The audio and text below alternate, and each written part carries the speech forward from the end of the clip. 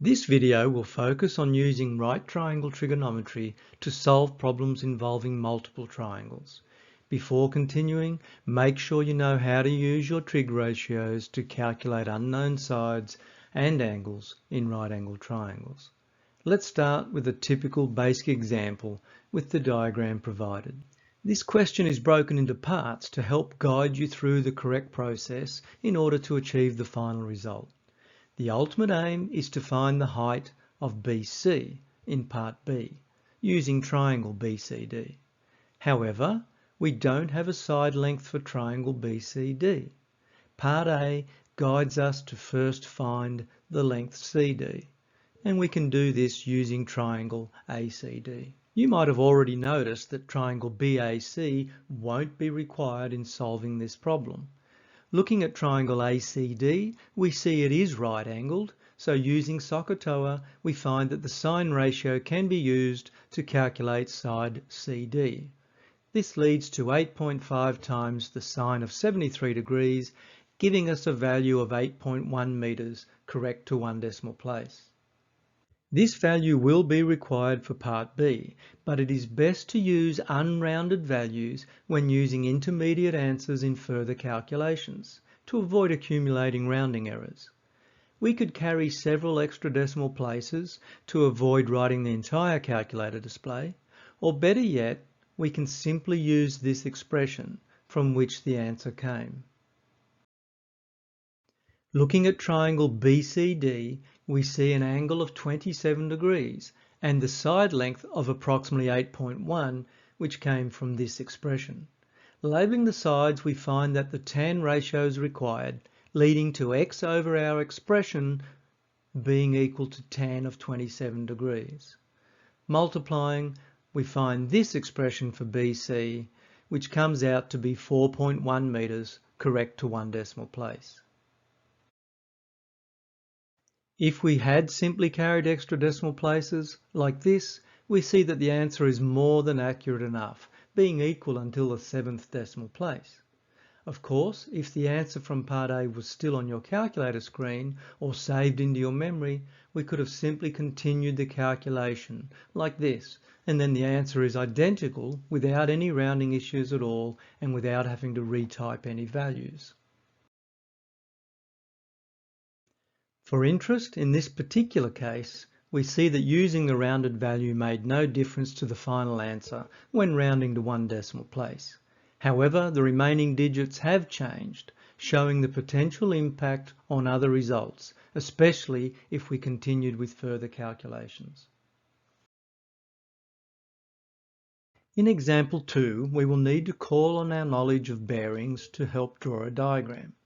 Be sure to practice with easier, more guided problems before attempting more difficult ones like this, which offers no guidance at all.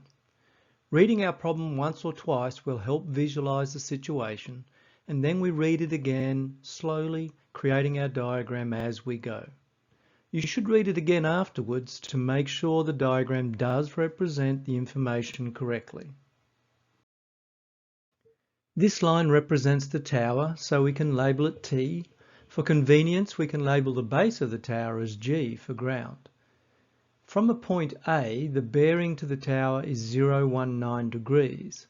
So assuming north is to the top of our page, but leading into the page for three-dimensional effect, like this, then A would be here somewhere. The angle of elevation to the top of the tower is 17 degrees. I won't mark in the 19 degrees from the bearing yet, as it might be confusing at this stage. We will mark it in when it is required when looking at the diagram from above. Next we have point B on a bearing of 078 degrees from A, somewhere out here. The distance is 3.254 kilometers, which I will convert to meters, since the height of the tower would more likely be expressed in meters. Assuming flat ground, we have a right triangle here. Now we look more carefully at triangle ABG.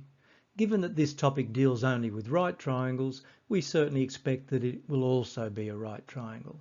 However, there are methods for dealing with non-right angled triangles as well, which we will cover in a separate series. Looking at the top view of triangle ABG, we can mark in north at point A and at point B and add the bearings provided. We know this angle is 19 degrees because G is the base of the tower, which is on a bearing of 019 from A. Next, we are told the bearing from B is 078 degrees, so the entire angle is 78 degrees. And subtracting the 19 tells us the angle GAB must be 59 degrees. Now, since the bearing to B is 78 degrees, we can use parallel lines and co-interior angles to determine that this angle is 180 minus 78, giving us 102 degrees. Finally, the bearing from B to the tower is 289 degrees, which is the angle all the way around here. Subtracting from 360 tells us we have 71 degrees remaining in here. And now a simple subtraction, 102 minus 71, tells us the angle GBA must be 31 degrees.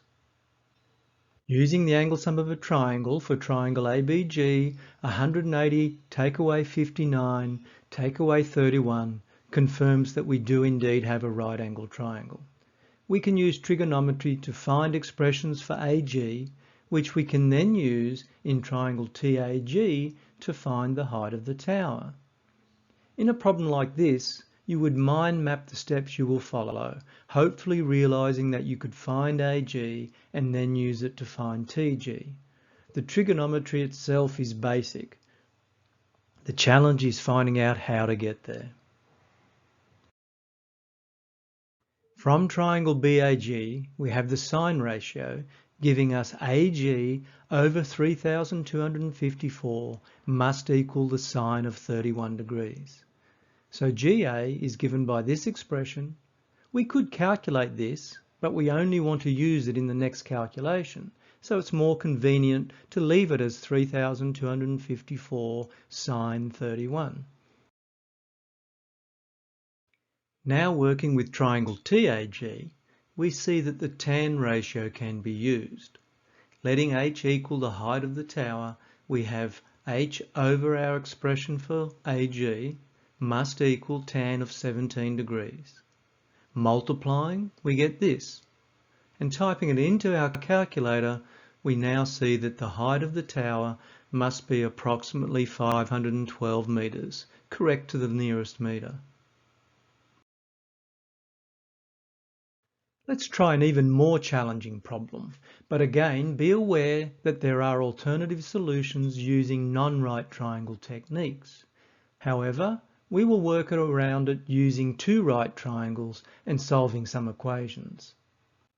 Visualizing a lighthouse, we can draw a diagram to represent the problem. From a point A of unspecified distance from the base of the lighthouse, the angle of elevation is 49 degrees. Moving another 100 meters further away, the new angle of elevation is 20 degrees. We are asked to find the height of the lighthouse, so I label it H. Can you see we actually have three triangles, two of which are right angled? Let's label some vertices for convenience. L for the lighthouse top, G for the ground below, point A as specified in the problem, so point B seems an obvious choice for the end here. As already mentioned, when you learn trigonometry with non-right triangles, then you can actually use this triangle, LBA, to calculate this side, now labelled lowercase b, since it is opposite to angle B. Then we use triangle LAG to calculate the height h. Until then, triangle LBA is of no use to us. However, we do have two right triangles, LAG and LBG. Once we recognise this, we can look for lengths and angles that we know or that we can calculate.